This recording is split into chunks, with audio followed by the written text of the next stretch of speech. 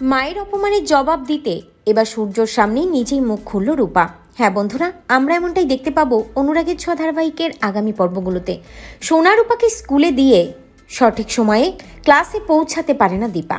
সূর্য ক্লাসে চলে গেলেও দীপা ক্লাসে যেতে পারে না। টিচার দীপাকে দেখে প্রচণ্ড রেগে যায় এবং দীপাকে কিছুতেই ক্লাসে অ্যালাউ করতে চায় না। দীপা অনুনয় বিনয় করলেও ঋত্বিক টিচারকে বোঝায় যে দীপাকে যাতে কিছুতেই ক্লাসে অ্যালাউ না করা হয়, কোনো সুযোগ না দেওয়া হয়। সপ্তর্ষি স্যার সেখানে আসে এবং সপ্তর্ষি স্যার দীপার হয়ে ক্লাস টিচারের কাছে অনুরোধ করতে থাকে, দীপাকে ক্ষমা করে দেওয়ার কথা বলে। ভুল করে সপ্তর্ষি স্যার বলে ফেলে যে দীপা একজনদের আউট হাউসে থাকে। দীপা খুব কষ্ট করে পড়ালেখা করছে, তাই দীপাকে যেন এই সুযোগটুকু দেওয়া হয়। কাদের আউট হাউসে থাকে দীপা? সূর্যর কৌতূহল হয় জানার জন্য। তবে সপ্তর্ষি স্যার কথাটা ঘুরিয়ে নেয় এবং সূর্যকে জানায় না যে সূর্যদের বাড়ির কথাই বলছে সে। এরপরই দেখা যায় ইরা এসে হাজির হয় এবং ক্লাস টিচারকে বলে দীপার একটা ছোট্ট পরীক্ষা নেওয়ার কথা। ইরার কথা কিছুতেই ক্লাস টিচার মেনে নেয় না, কিন্তু একটা সময় ইরা চালাকি করে বলে যে ঋত্বিক তো পারে প্রশ্ন করতে।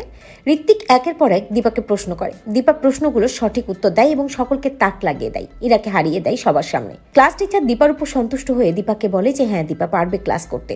দীপা ইরাকে বুঝিয়ে দেয় ইরার চালাকি সে ধরে ফেলেছে।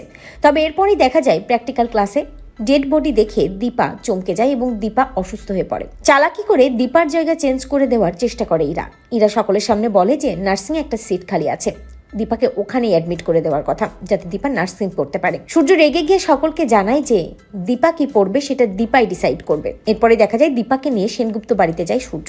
দীপাকে দেখে ভুল করে মা বলে ডেকেও ফেলে সোনা আর রূপা, যেটা দেখে চমকে যায় সূর্য। একটা সময় জানতে চাই সব হচ্ছেটা কি, দীপান্বিতা মজুমদারকে কেন ওরা মা বলে ডাকছে? তবে কি ওদের সাথে দীপান্বিতা মজুমদারের কোনো সম্পর্ক আছে? দীপার দিকে আঙুল তুলে সূর্য বলে দীপা কি তার কাছে মিথ্যা কথা বলছে? কেন বা তার থেকে সবকিছু আড়াল করছে? রূপা কিছুতেই সহ্য করতে পারে না মায়ের এই অপমান। রূপা একসময় মনে মনে ভাবে যে সে তার মায়ের অপমান কিছুতেই সহ্য করবে না, সে তার মায়ের পাশে দাঁড়াবে এবং বাবার সামনে সব সত্যি নিয়ে আসবে। তো বন্ধুরা, তোমরা এটাই চাও তো যে এভাবেই যেন মুখ খুলে রূপা সূর্য সামনে সব সত্যি নিয়ে আসে? কমেন্ট করে জানাতে ভুলো না।